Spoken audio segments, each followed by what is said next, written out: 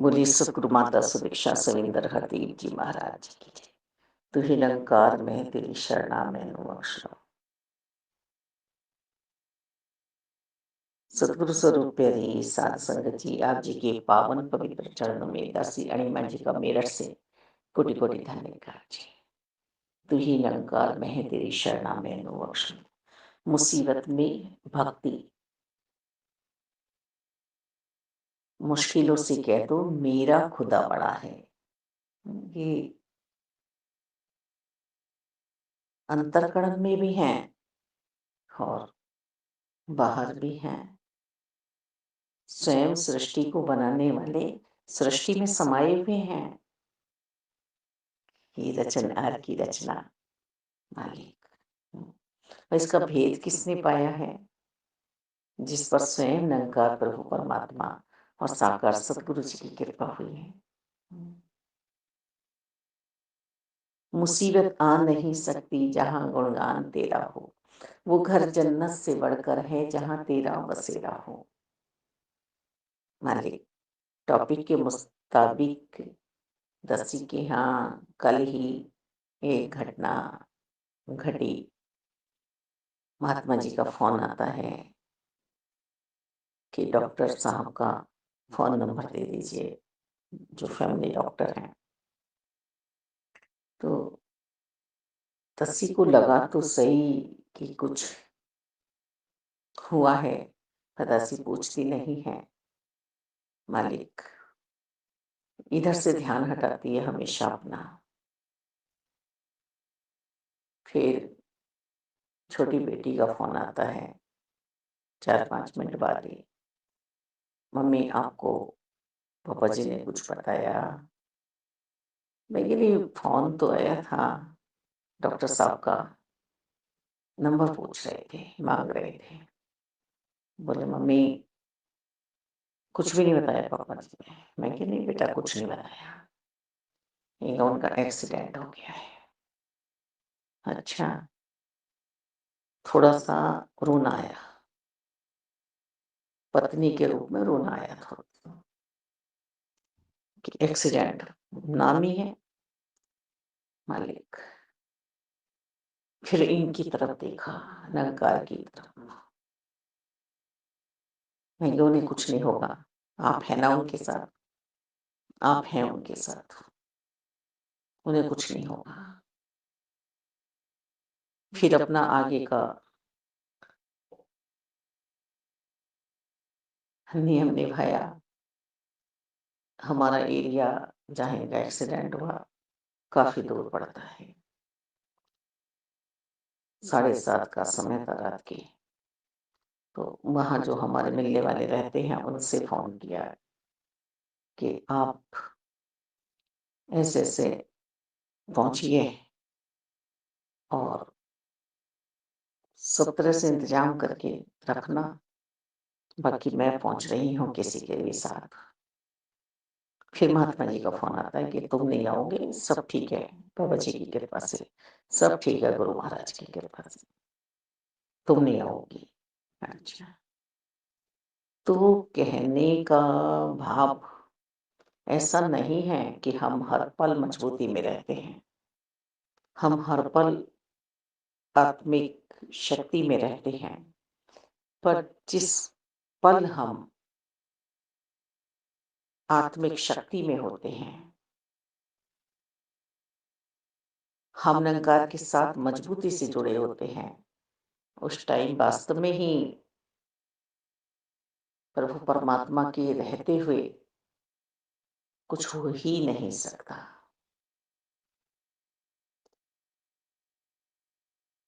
हमारे जो नियम है सिमरन करने का, तो दसी की बहू रानी बोली कि मम्मी हम पापा जी के लिए सिमरन करते हैं बैठ के। भी वो ब्रह्मज्ञानी नहीं है, अभी शादी हुई है। हम दोनों ने सिमरन किया महात्मा जी के लिए एक मिलता के साथ। जो भक्ति का चाहो चढ़ रहा था उसमें दसी ने फिर एक मिल रहकर अपना समय बिताया। जब महात्मा जी लौटे 10:30 बजे के करीब लगभग। तो हम देख रहे हैं कि मतलब चोट कहाँ-कहाँ आई है। हुँ, हमें कहीं चोट नज़र नहीं आ रही, कहीं पट्टी नज़र नहीं आ रही। तो महात्मा जी यही कह रहे हैं कि जिस स्थिति में गिरा था, आगे से एम्बुलेंस ने अपना नज़ारा दिखाया, साइड में छोटा ट्रक जो होता है, वो था। और कह रहे जिस स्थिति में गिरा, पैर पीछे मुड़ा हुआ था, हाथ इस तरह से पड़ा हुआ था, स्कूटी ऐसे गिरी हुई थी। तो कह रहे गुरु महाराज ने बहुत कृपा करी, सारी कृपा हो गई हम पर तो। हालेलुया। और कभी हम भी कभी अरदासें लगाते हैं, हम भी कमज़ोर पड़ते हैं अंतर्गढ़ से। कहीं हमें विश्वास आने के लिए तैयार ही नहीं है। ऐसा नहीं है कि हम पूर्ण हैं, पूर्ण सिर्फ़ और सिर्फ़ निरंकार हैं, पूर्ण सिर्फ़ और सिर्फ़ सद्गुरु जी हैं। हुँ, इनकी बताई क्रिया यदि हम करेंगे, सत्संग, सिमरन, सेवा, सिमरन हमें करते रहना है, ये दिखावे के लिए नहीं है। हुँ, हमने मुसीबत में परमात्मा को याद किया, हमने कुछ इनसे कह दिया कि आप मेरा ये काम करेंगे तो मैं आपका काम करूँगा। हुँ,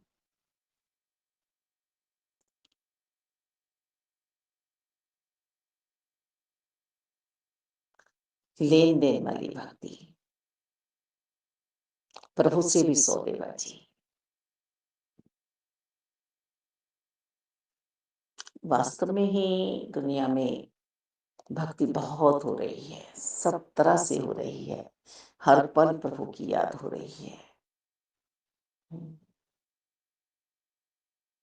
पर उसमें हम देखें कि कोई मिलावट तो नहीं है मेरे मन के भावों में। अपना कल्याण यदि हम चाहते हैं, तो हम बहुत सँभल के चलेंगे जीवन में। हुँ, सत्संग क्यों ज़रूरी है हमारे लिए? विश्वास के लिए।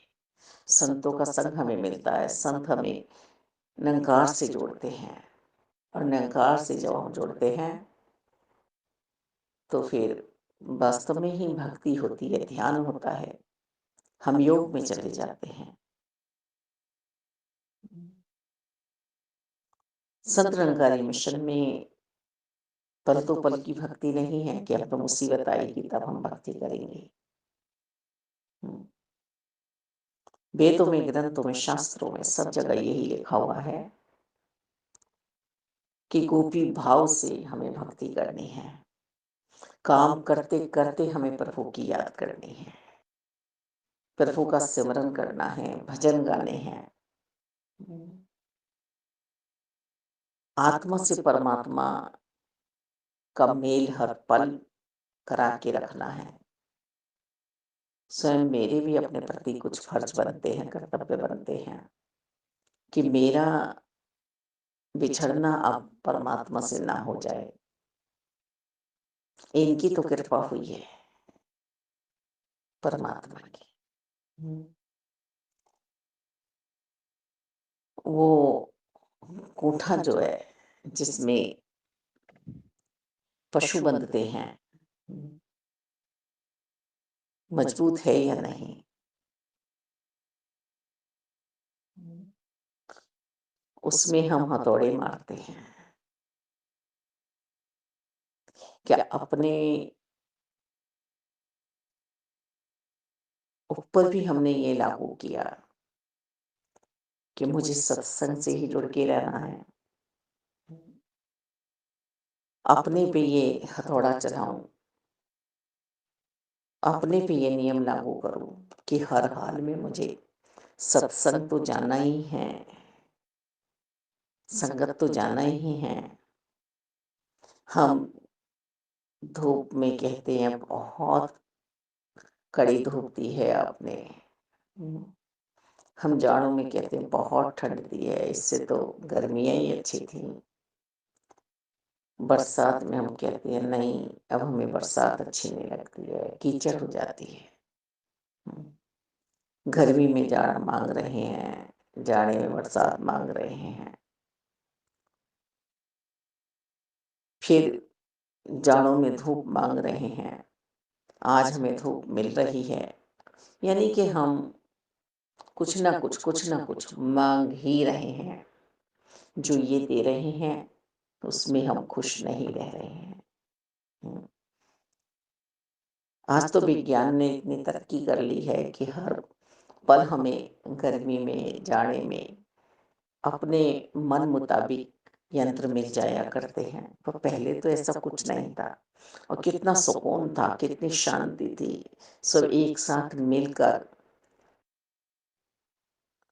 गर्मी, सर्दी, बरसात निकाला करते थे। हुँ, तो ये संत प्यारों का जो संग मिला है,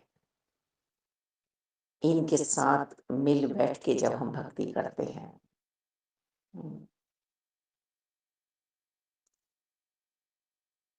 हमारी ममतामयी राजमाता जी ने भी यही माँग माँगी।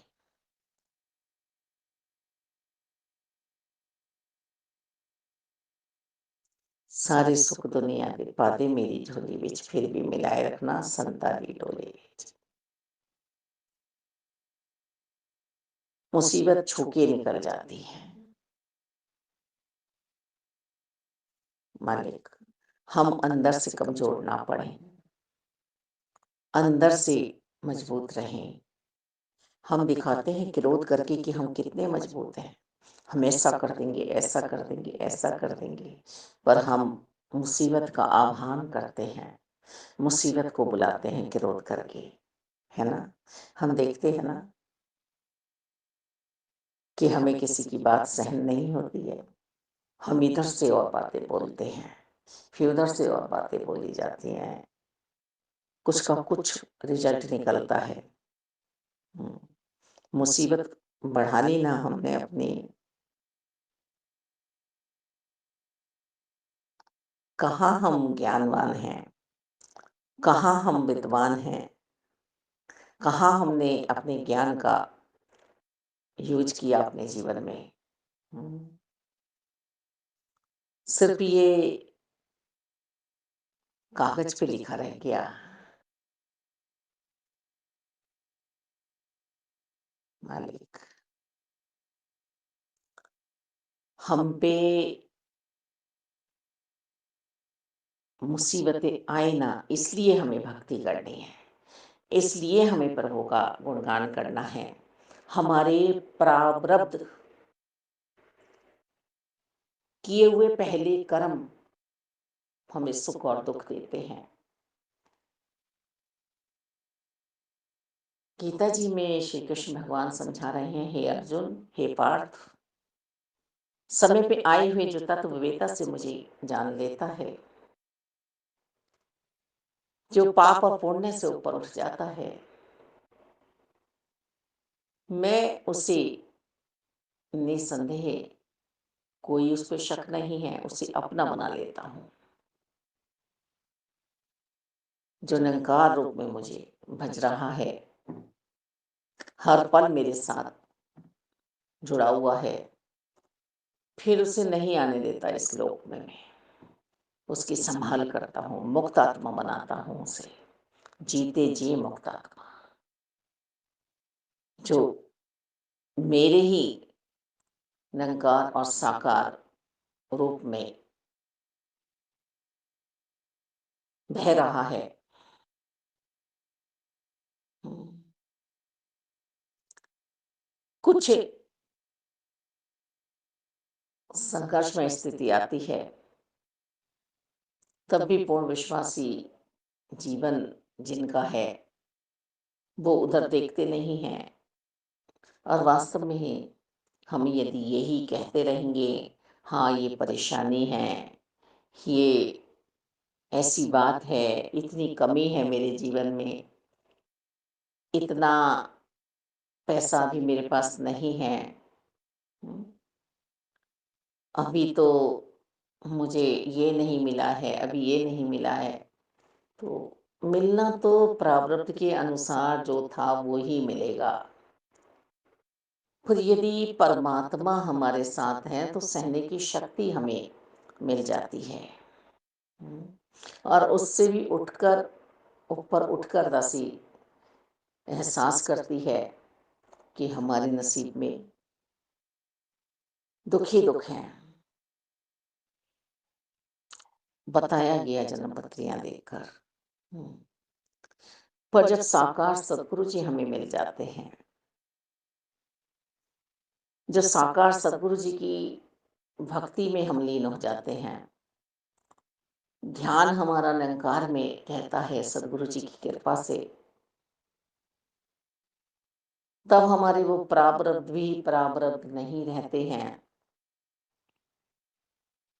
अब खुले दरबार हमारे कर्म हो रहे हैं निरंकार के लिए।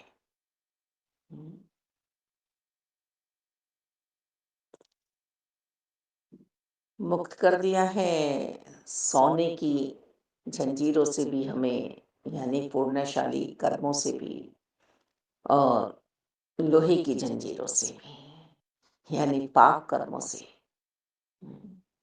सिर्फ मेरा बन के मेरे लिए कर्म कर, हे जीव,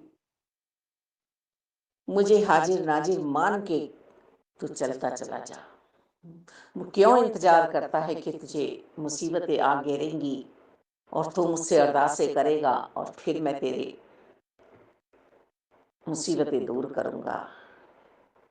कितना कितना कमजोर है इंसान, कितना कमजोर है मानव, कितना कमजोर है ये सर्वोत्तम जीव मानुष योनि में आने के बाद भी। निखार नहीं आ रहा है, ये नूर नहीं आ रहा है। लाली मेरे लाल की जिद देखूं तितलाल, लाली देखन मैं गई मैं भी हो गई लाल। संतों ने, महात्माओं ने समझाया कि संत निरंकारी मिशन में इस समय तुम्हें निरंकार मिल सकते हैं, और जब निरंकार परमात्मा तुम्हें मिल जाएंगे तो फिर तुम्हारी अवस्था मुसीबतों वाली नहीं रहेगी। साक्षात हमें समझाया, हमें ले जाया गया, हमें ब्रह्म ज्ञान प्राप्त कराया गया। और जब ये कपाट खुले हमारे, जब माया का पर्दा हटा और मायापति को देखा तो हाँ यही तो है। और इन्हीं के दर्शन होने के बाद, इन्हीं का एहसास होने के बाद फिर जो भक्ति में आनंद आया है, वैराग्य के साथ तो भक्ति हो रही है, ज्ञान जब आया है। तो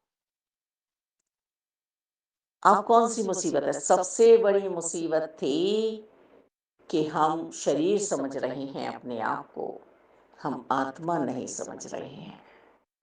सतगुरु जी ने समझा दिया तुम आत्मा हो।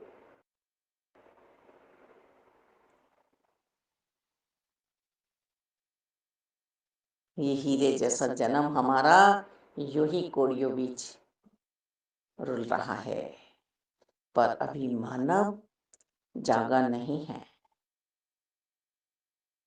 शक्तिहीन बना हुआ है, शक्तिहीन बना हुआ है मानव।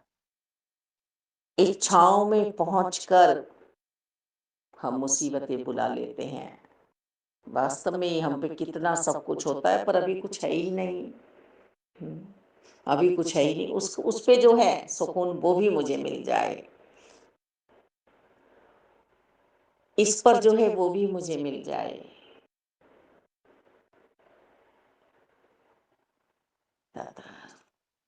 पर मुझ पे जो है उसमें मुझे शांति नहीं आ रही है। कितनी बड़ी मुसीबतें मैं अपने ऊपर ले लेती हूँ। ट्रेन में बैठी हुई हूँ, पर गठरी नीचे नहीं रख रही।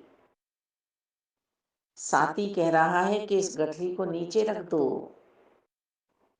नहीं, मैं मूर्ख कह रही हूँ कि ट्रेन पे इतना वजन नहीं डालना है। अच्छा भाई, चलो तो अपने सिर पे ही रखो।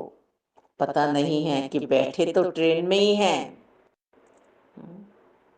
तेरा वजन और गठरी का वजन फिर भी ट्रेन ही उठा रही है। कितनी बड़ी मुसीबत है मेरे पास अज्ञानता की। सदगुरु जी जब अंधेरे से रोशनी में लाते हैं, दीपक जलाते हैं, तो फिर अंधेरा भाग जाता है। ब्रह्मलेखों का मालिक। आज भी एक बहन से बात हो रही थी कि संत निरंकारी मिशन में जब से हम आए हैं, कोई धागा नहीं, कोई नजर का हिसाब नहीं, ये निरंकार मिले हैं। हर पल कवच बने हुए हैं, हर पल ये साथ चल रहे हैं।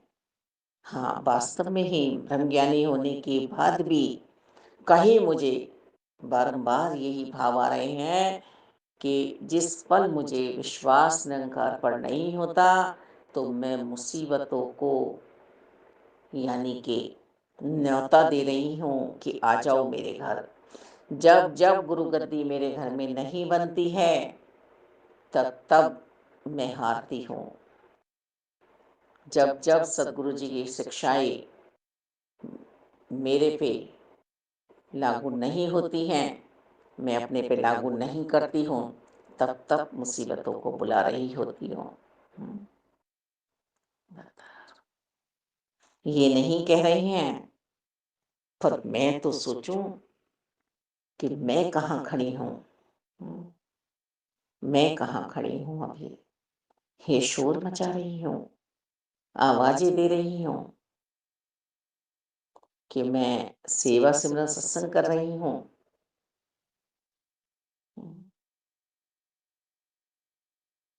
दाता,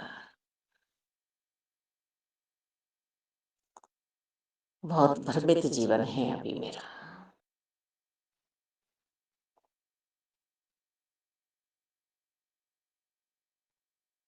मेरे पास दुख और सुख तो नहीं है, क्योंकि दुख है तो सुख आएगा, रात है तो दिन भी होगा, दिन है तो रात भी होगी।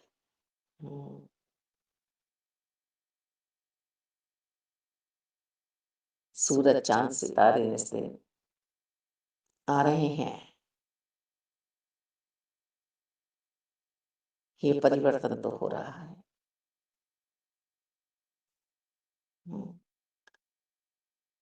पेड़ भी कभी फलों से लदा है, कभी उस पे फल और पत्ते कुछ भी नहीं है, फिर हरा भरा होगा। पूर्ण विश्वास में मैं टिका हुआ हूँ। कभी अपनी सोच को मैंने निम्न स्तर की तो नहीं बना ली है। ये मुसीबत है मेरे पास। यदि प्रभु की भक्ति जागृत अवस्था में हो रही है,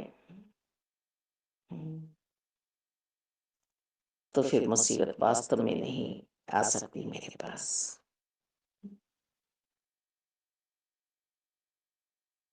बस मुझे अपना अपना हर पल अपना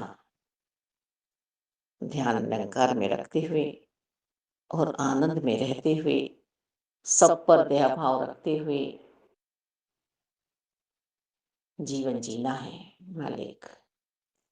कोई बैरी नहीं है, कोई बेगाना नहीं है, क्योंकि मैंने तो अपनी मुसीबतें बढ़ा दी हैं। किसी से बैर ईर्ष्या द्वेष नफरत कर रही हूँ, बांट दिया है। दिलों से दिलों तक पुल नहीं बनाए हैं मालिक, दीवारें खड़ी कर ली हैं।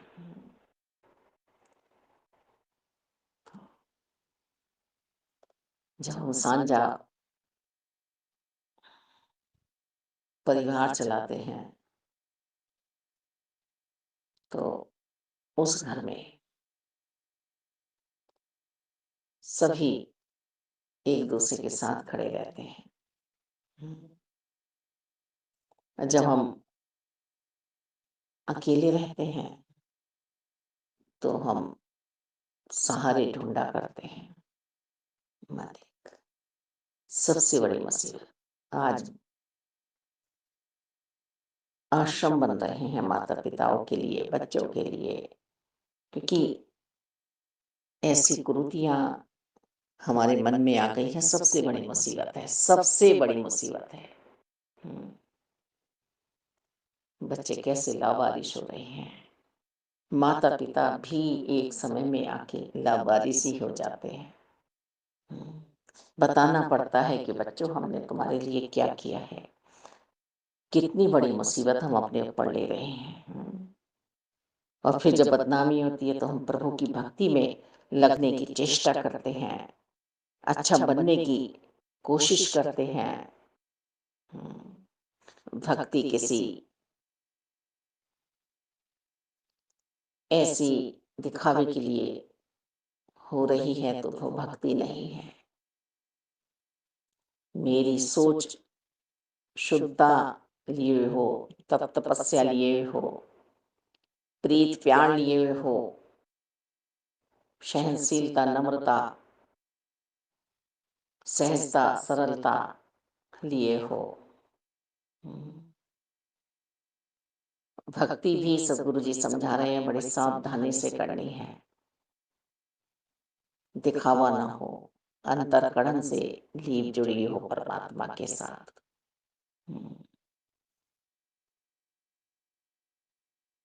लगातार तन मन धन की कोई मुसीबत अब मेरे पास ना आए, बेधड़क